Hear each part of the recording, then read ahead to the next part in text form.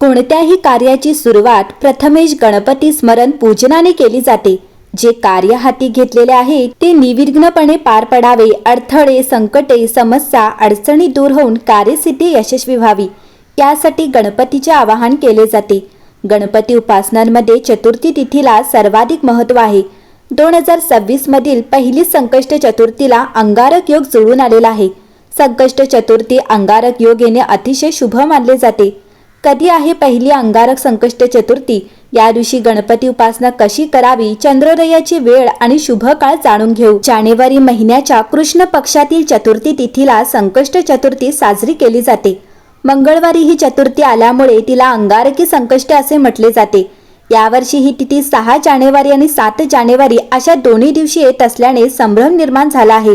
परंतु या व्रतात रात्रीच्या वेळी चतुर्थी तिथीमध्ये चंद्राची पूजा करण्याचे महत्त्व असल्याने पौष महिन्यातील अंगारकी संकष्टी 6 जानेवारी 2026 रोजी साजरी केली जाईल। पंचांगानुसार पौष कृष्ण चतुर्थी तिथी 6 जानेवारी 2026 मंगळवारी सकाळी 8:01 सुरू होईल आणि 7 जानेवारी रोजी सकाळी 6:52 समाप्त होईल। जरी उदय तिथीची मान्यता असली तरी संकष्ट चतुर्थीच्या व्रतात चंद्रोदयाच्या वेळी चतुर्थी तिथी असणे आवश्यक असते। 7 जानेवारी रोजी चंद्रोदयाच्या वेळी पंचमी तिथी असेल तर 6 जानेवारी रोजी चंद्रोदयाच्या वेळी चतुर्थी तिथी उपलब्ध आहे। त्यामुळे पौष महिन्यातील अंगारकी संकष्टीचे व्रत आणि पूजन 6 जानेवारी रोजीच केले जाईल। यंदा 6 जानेवारी रोजी संकष्टीच्या दिवशी 3 शुभयोग जुळून येत आहेत। सर्वार्थ सिद्धी योग सकाळी 7:15 ते दुपारी 12:17 पर्यंत असेल। प्रीती योग पहाटेपासून रात्री 8:21 पर्यंत आणि त्यानंतर आयुष्यमान योग सुरू होईल। या दिवशी अश्लेषा नक्षत्र दुपारी 12:17 पर्यंत असून त्यानंतर मघा नक्षत्र असेल। त्या दिवशी सकाळी 46 मिनिटांसाठी भद्रा काळ असेल। भद्रेचा प्रारंभ हा सकाळी 7:15 सुरू होऊन आणि समापन हे सकाळी 8:01 पर्यंत होईल। या भद्रेचा वास पृथ्वीवर असल्याने या काळात कोणतेही शुभ कार्य करणे टाळावे। पौष महिन्यातील अंगारकी संकष्टीची पूजा भद्रा काळ संपल्यानंतरच करावी। 6 जानेवारी रोजी चंद्रोदयाची वेळ रात्री 8:54 असेल। रात्री चंद्राला कच्चे दूध, फुले आणि अक्षता मिश्रित पाणी अर्पण करून अर्घ्य द्यावे। त्यानंतर किंवा दुसऱ्या दिवशी 7 जानेवारी रोजी सूर्योदयानंतर व्रताचे पारण करावे। मंडळी, मंगळवार हा गणरायासाठी समर्पित असून त्या दिवशी येणाऱ्या संकष्टीचे व्रत केले तर गणपतीच्या पूजेत मंगळाचा प्रभाव वाढतो अशी मान्यता आहे।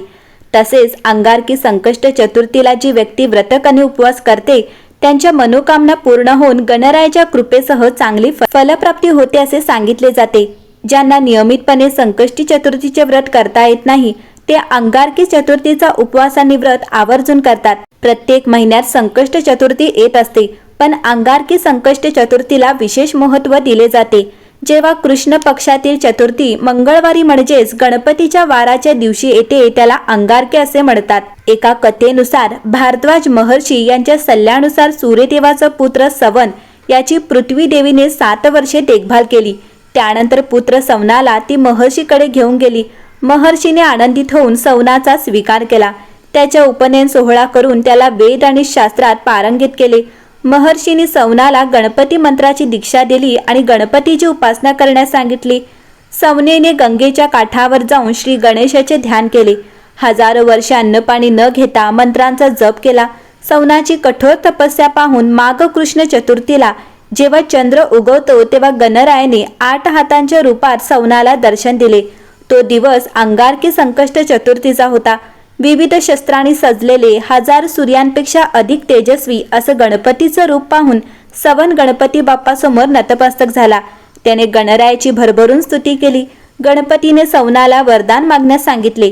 त्यावेळी स्वर्गातील देवतांसह अमृत पिण्याची परवानगी द्यावी आणि तिन्ही लोकांमध्ये त्याचे नाव मंगल म्हणून प्रसिद्ध व्हावे अशी विनंती सवनाने केली। गणरायाने स्मितहास्य करत सवनाची इच्छा पूर्ण केली। तसेच त्याचे नाव अंगारकी ठेवले आणि घोषित केले की ही चतुर्थी अंगारकी चतुर्थी म्हणून ओळखली जाईल आणि जो कोणी अंगारकी चतुर्थीचे व्रत करेल त्याला प्रत्येक कामात यश मिळेल। तुम्ही जर अंगारकी संकष्ट चतुर्थीचे व्रत केले तर 21 संकष्टी केल्याची फलप्राप्ती या चतुर्थीमुळे होईल असे सांगितले जाते। गणरायाकडून वरदान प्राप्त झाल्यानंतर सवन मंगल म्हणून ओळखला जाऊ लागला।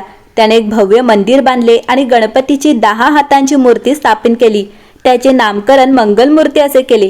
श्री गणेशाच्या या रूपाची जो कोणी पूजा करतो त्याच्या सर्व मनोकामना पूर्ण होतात असे म्हणतात. पृथ्वीपुत्राने अंगारकी चतुर्थीचे व्रत पाळले आणि परिणामी स्वर्ग आणि शाश्वत आनंदाची प्राप्ती त्याला झाली.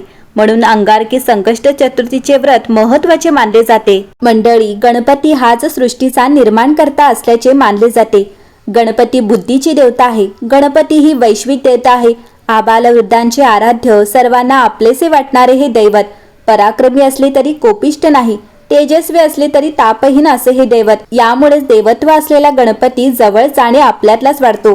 गणपतीची शाश्वत कृपा लाभावी यासाठी गणेश भक्त, गणेश उपासक अनेक व्रते करतात. त्यापैकी संकष्ट चतुर्थीचे व्रत सर्वात महत्त्वाचे मानले जाते. संकष्ट चतुर्थी हे व्रत कोणालाही करता येते. मंडळी, या दिवशी शक्य असेल तर गणपती मंदिरात जाऊन आवर्जून बाप्पाचे दर्शन घ्यावे. संकष्ट चतुर्थी अंगारक योगात गणपती पूजनानंतर गणपती बाप्पाला आवडणारे जास्वंदाचे एखादे फूल वाहावे. मोदकाचा नैवेद्य दाखवावा. मोदक करणे शक्य नसतील तर लाडवाचा नैवेद्य दाखवावा. लाडू किंवा मोदक नसतील तर गोडाचा नैवेद्य दाखवावा. गणपती बाप्पाला आवडणाऱ्या वस्तू, गोष्टी अर्पण केल्यास ते शुभ लाभदायक ठरू शकते. गणपतीला दुर्वा अर्पण करणे शुभ फलदायी मानले गेले आहे. या दिवशी 21 दुर्वांची जुडी अवश्य अर्पण करावी. दुर्वा अर्पण केल्याशिवाय गणपती बाप्पाची पूजा पूर्ण होत नाही आणि पूजेचे पुण्यही लाभत नाही अशी मान्यता असल्याचे सांगितले जाते. गणपतीचा ओम गण गणपती नमः हा मंत्र 108 वेळा किंवा जितका शक्य असेल तितक्या वेळा म्हणावा. शक्य असेल तर गणपती अथर्व शीर्षम, संकटनाशन गणपती स्तोत्र आवर्जून म्हणावे. गणपती बाप्पा मोरया, मंगलमूर्ती मोरया.